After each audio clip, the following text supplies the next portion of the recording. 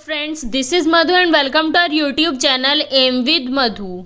दोस्तों, जो हम सीडीपी की प्रैक्टिस सेट की सीरीज़ कर रहे हैं, ये उसका प्रैक्टिस सेट नंबर 9 है। इससे पहले 8 प्रैक्टिस सेट हम कर चुके हैं, उन्हें आप प्लेलिस्ट से जाकर चेक कर सकते हैं। और हम साथ में थ्योरी भी कवर कर रहे हैं। थ्योरी में हमने जीन पियाजे के संज्ञानात्मक विकास का सिद्धांत कंप्लीट कर लिया है और उससे रिलेटेड एमसीक्यूज भी हमने कंप्लीट कर लिए हैं, वो भी आप प्लेलिस्ट से देख सकते हैं।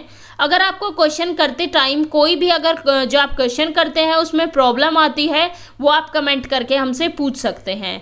तो चलिए स्टार्ट करते हैं हम क्वेश्चंस को। फर्स्ट क्वेश्चन देखते हैं। सीबीएसई द्वारा अपनाए गए प्रगतिशील शिक्षा के प्रतिमान में बच्चों का सामाजिकरण जिस प्रकार से किया जाता है, उससे अपेक्षा की जा सकती है कि ऑप्शन है वे समय नष्ट करने वाली सामाजिक आदतों का त्याग करें तथा सीखें कि किस प्रकार अच्छी श्रेणी पाई जा सकती है। सेकंड है वे सामूहिक कार्य में सक्रिय भागीदारिता का निर्वाह करें तथा सामाजिक कौशल सीखें। थर्ड है वे बिना प्रश्न उठाए समाज के नियमों विनियमों का अनुपालन करने के लिए तैयार हो सके। और फोर्थ है किसी भी प्रकार की सामाजिक पृष्ठभूमि होते हुए भी वे वह सब स्वीकार करें जो उन्हें विद्यालय द्वारा प्रदान किया जाता है। तो इसमें आपको बताना है, एक तो बात हुई है यहाँ पर प्रगतिशील शिक्षा की और दूसरी बात हुई है सामाजिकरण की। तो इसमें सेकंड ऑप्शन सही होगा कि वे सामूहिक कार्य में सक्रिय भागीदारिता का निर्वाह करें, क्योंकि जब बच्चे किसी भी कार्य को समूह में करेंगे, इससे क्या होगा, इससे उनका सोशलाइजेशन होगा, यानी कि उनका सामाजिकरण होगा और ग्रुप में वे एक दूसरे के साथ इंटरेक्ट करके चीज़ों को अच्छे से सीखेंगे। इसका राइट ऑप्शन है ऑप्शन सेकंड, यानी कि वे सामूहिक कार्य में सक्रिय भागीदारिता का निर्वाह करें तथा सामाजिक कौशल सीखें। नेक्स्ट क्वेश्चन है, निम्नलिखित में से कौन सा वाइगोत्स्की के सामाजिक सांस्कृतिक सिद्धांत पर आधारित है। ऑप्शन है फर्स्ट है सक्रिय अनुकूलन, सेकंड है पारस्परिक शिक्षण, थर्ड है संस्कृति निरपेक्ष संज्ञानात्मक विकास और फोर्थ है अंतर्दृष्टिपूर्ण अधिगम। तो जो वाइगोत्स्की की थ्योरी थी सामाजिक सांस्कृतिक सिद्धांत, उस पर बेस्ड बताना है, कौन सा उस पर बेस्ड है उस थ्योरी पर। तो इसका राइट ऑप्शन होगा ऑप्शन सेकंड, यानी कि पारस्परिक शिक्षण, जिसे हम इंग्लिश में बोलते हैं रेसिप्रोकल टीचिंग। क्योंकि जब बच्चा क्लास में टीचर बच्चे को सिखाता है तो बच्चे से टीचर भी कुछ सीखता है। हम एज के या उम्र के किसी भी पड़ाव में हो, हम एक दूसरे से प्रभावित होते हैं। जैसे हम दूसरों को प्रभावित करते हैं, अपने विचारों से दूसरों से सीखते हैं, वैसे ही दूसरा भी हमसे सीखता है। तो इसका राइट ऑप्शन होगा ऑप्शन सेकंड। फर्स्ट में दिया है सक्रिय अनुकूलन। तो जो सक्रिय अनुकूलन है, जिसे हम बोलते हैं ऑपरेंट कंडीशनिंग, ये थ्योरी थी स्किनर की, ये गलत होगा। थर्ड है सांस्कृतिक निरपेक्ष संज्ञानात्मक विकास, जो वाइगोत्स्की थे उन्होंने संज्ञानात्मक विकास पर ज़्यादा फोकस नहीं किया था। फोर्थ है अंतर्दृष्टिपूर्ण अधिगम, ये किसने दी थी, जो अंतर्दृष्टिपूर्ण अधिगम है, ये बात बोली थी गेस्टाल्टवादियों ने। तो इसका राइट ऑप्शन है ऑप्शन सेकंड। नेक्स्ट क्वेश्चन है, एक शिक्षिका अपनी कक्षा से कहती है सभी प्रकार के प्रदत्त कार्यों का निर्माण इस प्रकार किया गया है कि प्रत्येक विद्यार्थी अधिक प्रभावशाली ढंग से सीख सके, अतः सभी विद्यार्थी बिना किसी अन्य की सहायता से अपना कार्य पूर्ण करे। वह कोहलबर्ग के किस नैतिक विकास के चरण की ओर संकेत दे रही है। ऑप्शन है आपके औपचारिक चरण फोर्थ कानून और व्यवस्था, सेकंड है पर औपचारिक चरण फिफ्थ सामाजिक संविदा, थर्ड है पूर्व औपचारिक चरण फर्स्ट यानी कि दंड परिवर्जन, और फोर्थ है पूर्व औपचारिक चरण सेकंड व्यक्तिकता और विनिमय। तो जो कोहलबर्ग थे उन्होंने अपना नैतिक विकास का सिद्धांत दिया था। उस सिद्धांत में उन्होंने 3 लेवल बताए थे। कौन कौन से थे वे? पूर्व परंपरागत, परंपरागत और उत्तर परंपरागत। उन्होंने जो 3 लेवल बताए थे, हर लेवल में 2-2 स्टेजेस दी उन्होंने। तो अब पूछा है कि जो शिक्षिका है वो कहती है कि सभी प्रकार के प्रदत्त कार्य यानी कि असाइनमेंट्स का निर्माण इस प्रकार किया गया है कि प्रत्येक विद्यार्थी अधिक प्रभावी ढंग से सीख सके, अतः सभी विद्यार्थी बिना किसी अन्य की सहायता से अपना कार्य पूर्ण करेंगे। तो इसका राइट ऑप्शन होगा ऑप्शन फर्स्ट, यानी कि जो विद्यार्थी है वे कानून और व्यवस्था को मानेंगे। तो ये है औपचारिक चरण फोर्थ में कानून और व्यवस्था। फोर्थ क्वेश्चन है, 14 वर्षीय देविका अपने आप में पृथक स्वनियंत्रित व्यक्ति की भावना को विकसित करने का प्रयास कर रही है, वह विकसित कर रही है। ऑप्शन है नियमों के प्रति घृणा, सेकंड है स्वायत्तता, थर्ड है किशोरावस्थात्मक अक्कड़पन और फोर्थ है परिपक्वता। तो जो देविका है वो अपने आप में स्वनियंत्रित व्यक्ति की भावना को विकसित करने का प्रयास कर रही है। तो वो क्या कर रही है? वो कर रही है स्वायत्तता की भावना को विकसित, यानी कि जो ऑटोनॉमी है उसका विकास कर रही है। तो यहाँ होगा फोर्थ का right option, option second. Next question देखते हैं कि प्रगतिशील शिक्षा के संदर्भ में निम्नलिखित में से कौन सा कथन जॉन डीवी के अनुसार समुचित है?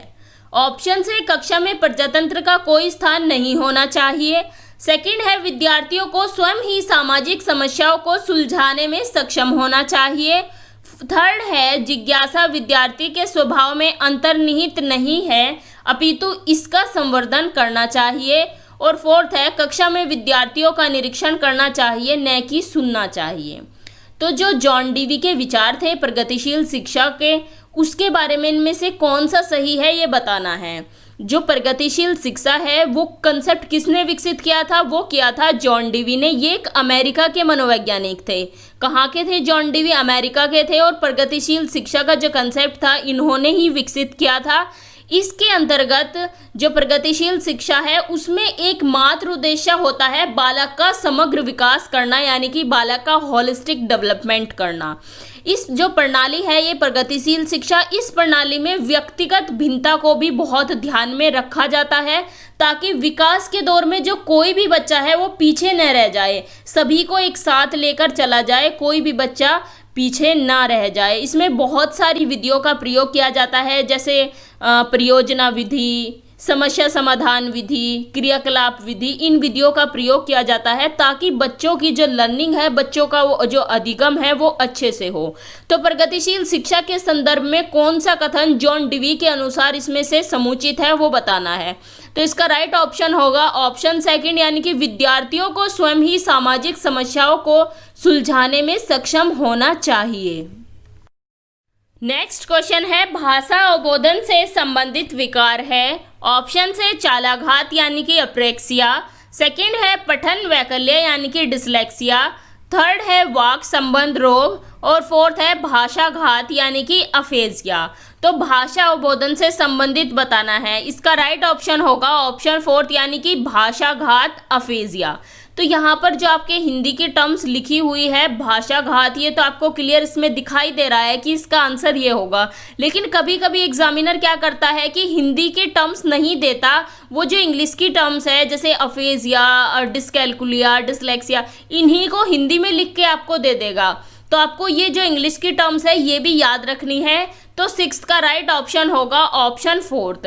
फर्स्ट है एप्रेक्सिया, उसमें एप्रेक्सिया और एफेजिया में क्या डिफरेंस है? अफेजिया जो है वो आपकी लैंग्वेज यानी कि भाषा से रिलेटेड है, और जो आपकी एप्रेक्सिया है वो आपके बोलने संबंधी यानी मोटर स्पीच संबंधी है।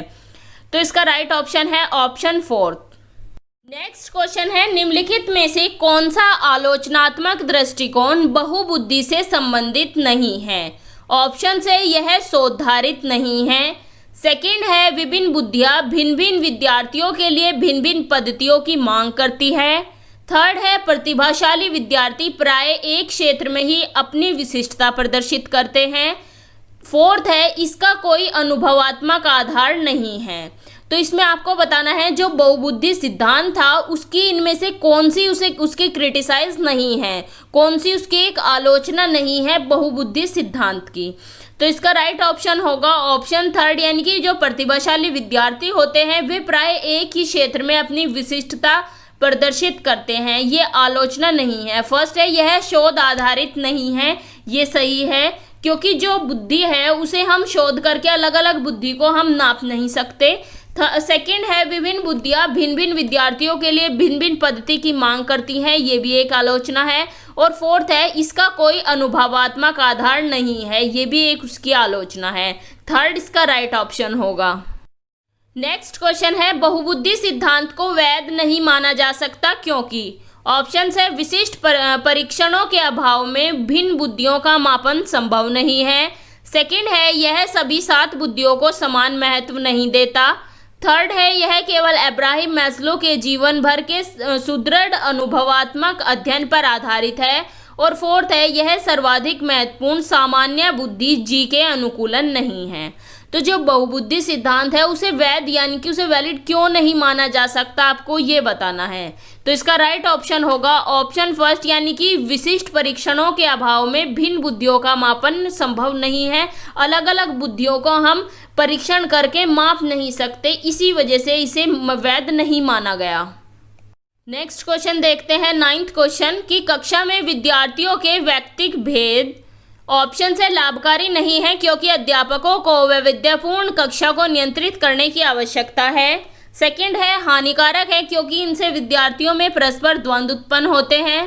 थर्ड है अनुपयुक्त है क्योंकि ये सर्वाधिक मंद विद्यार्थी के स्तर तक पाठ्यचर्या के स्थानांतरण की गति को कम करते हैं।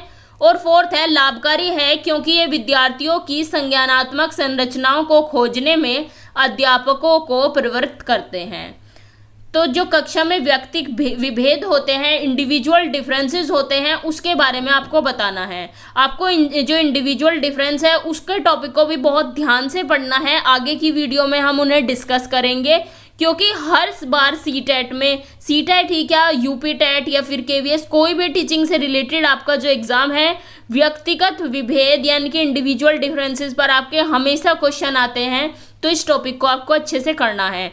9th का जो राइट ऑप्शन होगा वो होगा ऑप्शन 4 यानी कि लाभकारी है इंडिविजुअल डिफरेंसेस क्योंकि ये विद्यार्थियों की संज्ञानात्मक संरचनाओं को खोजने में अध्यापकों को प्रवृत्त करते हैं। नेक्स्ट क्वेश्चन है विद्यालय आधारित आकलन प्रारंभ किया गया ताकि ऑप्शन से राष्ट्र में विद्यालयी शिक्षा संगठनों की शक्ति का विकेंद्रीकरण किया जा सके। सेकंड है सभी विद्यार्थियों के संपूर्ण विकास को निश्चित किया जा सके। थर्ड है विद्यार्थियों की उन्नति की बेहतर व्याख्या करने के लिए उनकी सभी गतिविधियों के नियमित अभिलेखन हेतु अध्यापकों को अभिप्रेरित किया जा सके। और फोर्थ है विद्यालय अपने क्षेत्रों में विद्यमान अन्य विभिन्न विद्यालयों की तुलना में प्रतियोगिता द्वारा अपनी विशेषता का प्रदर्शन करने हेतु अभिप्रेरित हो सके। तो जो आपका स्कूल बेस्ड असेसमेंट है यानी कि विद्यालय आधारित आकलन है वो प्रारंभ क्यों किया गया है ये आपको बताना है।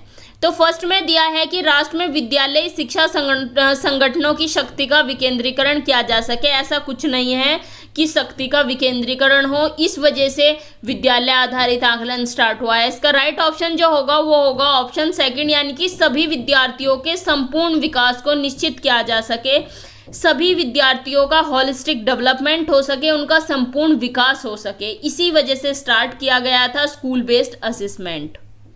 11th क्वेश्चन देखते हैं कि निम्नलिखित में से कौन सा एक अन्य विकल्पों से संबंधित नहीं है। ऑप्शन है प्रश्नोत्तर सत्रों को संगठित करना। सेकंड है किसी विषय पर विद्यार्थियों की प्रतिक्रिया को लेना। थर्ड है प्रश्नोत्तरी परिचालित करना। और फोर्थ है स्वयं आकलन के कौशलों को प्रतिमान करना। तो इनमें जो 4 ऑप्शन दिए हुए हैं इनमें से एक ऑप्शन सारे ऑप्शंस में से डिफरेंट है, वो आपको बताना है जो इन चारों में से भिन्न है। तो इसका राइट ऑप्शन होगा ऑप्शन 4 यानी कि स्वयं आकलन के कौशल को प्रतिमान करना। जो फर्स्ट है प्रश्नोत्तर सत्रों को संगठित करना, सेकंड है कि किसी विषय पर विद्यार्थियों की प्रतिक्रिया लेना, और थर्ड है प्रश्नोत्तरी परिचालित करना। ये तीनों की तीनों शिक्षक सेंटर्ड है, शिक्षक इन चीज़ों को करेगा।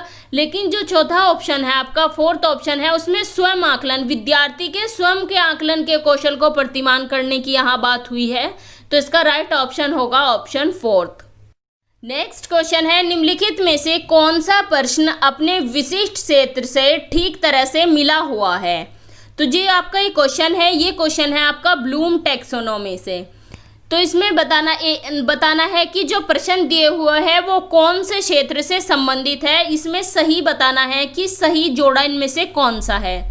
तो फर्स्ट है क्या आप अपने विद्यार्थियों को उनकी गणित की उपलब्धि के आधार पर वर्गीकृत कर सकते हैं, ये मूल्यांकन है। सेकंड है पिछली रात दूरदर्शन पर दिखाए गए क्रिकेट मैच में निर्णायक क्षण कौन सा था, ये दिया हुआ है सृजनशील।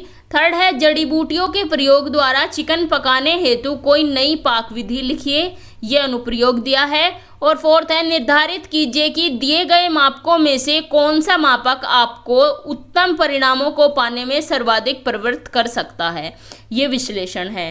तो इसका राइट ऑप्शन जो होगा वो होगा ऑप्शन फोर्थ, यानी कि निर्धारित कीजिए कि दिए गए मापकों में से कौन सा मापक आपको उत्तम परिणाम को पाने में सर्वाधिक प्रवृत्त कर सकता है। ये हम क्या कर रहे हैं, ये हम विश्लेषण कर रहे हैं, ये एनालाइज कर रहे हैं। तो इसका राइट ऑप्शन होगा ऑप्शन फोर्थ। बाकी के जो है ये हम सभी को डिटेल में डिस्कस करेंगे जब हम पढ़ेंगे ब्लूम टैक्सोनॉमी। नेक्स्ट क्वेश्चन है, निम्नलिखित में से कौन सी सर्वाधिक प्रभावकारी विधि हो सकती है जो आपकी इस अपेक्षा को पूरी कर सके कि वंचित विद्यार्थी अपनी भागीदारिता द्वारा सफल हो सके। तो फर्स्ट है, आप उनकी सफलता हेतु उनकी क्षमता में विश्वास को अभिव्यक्त करें। सेकंड है, पढ़ाए जाने वाले विषय में आप अपनी रुचि विकसित कर सके। थर्ड है, अपने लक्ष्य को महसूस करने के लिए बच्चों की अन्य बच्चों से प्राय तुलना करते रहना। और फोर्थ है, इस बात पर बल देना कि आपकी उनसे उच्च अपेक्षाएं हैं। तो इस क्वेश्चन में आपको बताना है कि जो वंचित विद्यार्थी हैं उनकी भागीदारी सुनिश्चित कराने के लिए सबसे अच्छी विधि कौन सी हो सकती है।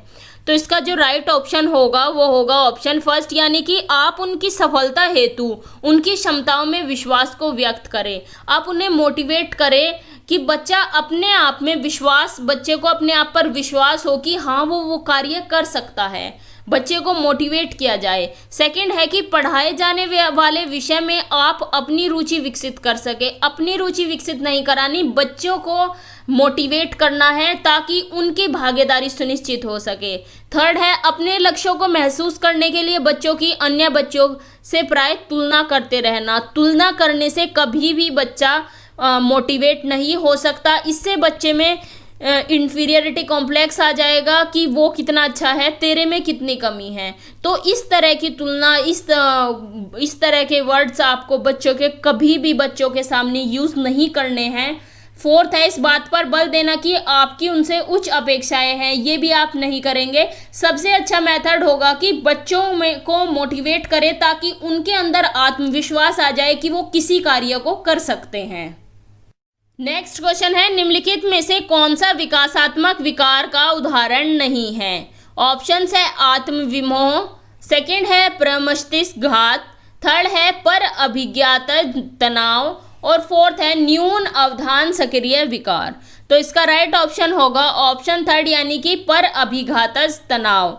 ये क्या होता है, इसमें अगर आपको किसी चीज़ से, किसी घटना से अगर कोई शौक लग जाता है उसे बोलते हैं हम। जैसे कि अगर बाय चांस आपके सामने कोई एक्सीडेंट हो जाता है और उससे आपको कोई शौक लग जाता है तो उस चीज़ को बोला जाता है पर अभिघात तनाव। ये एक विकासात्मक विकार का उदाहरण नहीं है। बाकी के सभी आत्मविमोह, प्रमस्तिष्क घात और न्यून अवधान सक्रिय विकार ये सभी विकासात्मक विकार है, लेकिन पर अभिघात तनाव विकासात्मक विकार नहीं है। 15th क्वेश्चन है, बहु शिक्षण शास्त्रीय तकनीकें, वर्गीकृत अधिगम सामग्री, बहु आकलन तकनीकें तथा परिवर्तनीय जटिलताएं एवं सामग्री का स्वरूप निम्नलिखित में से किससे संबंधित है। ऑप्शन है सार्वभौमिक अधिगम प्रारूप, सेकंड है उपचारात्मक शिक्षण, थर्ड है विभेद अनुदेशन और फोर्थ है पारस्परिक शिक्षण। तो जो ये वर्ड्स दिए हुए हैं, बहुशिक्षण, शास्त्रीय तकनीकें, वर्गीकृत अधिगम सामग्री, बहु आकलन तकनीकें तथा परिवर्तनीय जटिलता एवं सामग्री का स्वरूप बताना है किससे संबंधित है। तो इसका जो राइट ऑप्शन होगा वो होगा ऑप्शन थर्ड, यानी कि विभेदित अनुदेशन, डिफरेंशिएटेड इंस्ट्रक्शन जिसको हम बोलते हैं, कि बच्चों को अलग अलग तरीके से अलग अलग मेथड उपलब्ध कराए जाए सीखने के, क्योंकि क्लास में पाई जाती है इंडिविजुअल डिफरेंसेस। क्लास में व्यक्तिगत विभिन्नताएं होती है, हर बच्चा दूसरे बच्चे से डिफरेंट होता है, तो उसके सीखने के तरीके भी डिफरेंट होंगे। एक बच्चा एक मेथड से अच्छे से सीख सकता है, दूसरा उस मेथड से नहीं सीख सकता, उसे उस मेथड से सीखने में प्रॉब्लम हो रही है। इसी वजह से टीचर को चाहिए कि अलग अलग मेथड बच्चों को सिखाने के लिए क्लास में वो उपलब्ध कराएं, अलग अलग मेथड से बच्चों को सिखाएं। तो जो इसका राइट ऑप्शन होगा वो होगा ऑप्शन थर्ड, डिफरेंशिएटेड इंस्ट्रक्शन, यानी कि विभेदित अनुदेशन। तो यहाँ आपके 15 क्वेश्चन कंप्लीट होते हैं इस प्रैक्टिस सेट के। कमेंट करके आप ज़रूर बताइएगा कि आपके कितने क्वेश्चन सही हुए हैं। और अगर आपको वीडियो अच्छी लगी है तो प्लीज़ लाइक ज़रूर करना। तो मिलते हैं आपसे नेक्स्ट वीडियो में। Thanks for watching. अगर आपको वीडियो अच्छी लगी हो तो इसे लाइक करें, अपने व्हाट्सएप स्टडी ग्रुप में शेयर करें और चैनल को सब्सक्राइब करें और साथ ही बेल आइकन को भी प्रेस कर दें, जिससे आपको लेटेस्ट वीडियो के नोटिफिकेशंस मिलते रहें।